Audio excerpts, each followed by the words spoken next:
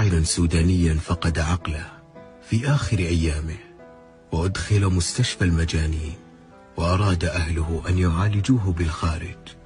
وفي المطار رأى امرأة جميلة برفقة زوجها، فأطال النظر إليها، والزوج يحاول أن يمنعه، فأنشد يقول: على الجمال تغار منا، ماذا علينا إذا نظرنا؟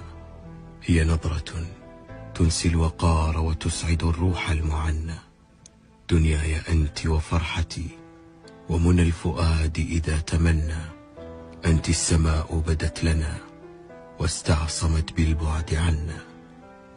وعندما سمعها الأديب عباس محمود سأل عن قائلها، فقالوا له إنه الشاعر السوداني إدريس جماع، وهو الآن في مستشفى المجانين. قال: هذا مكان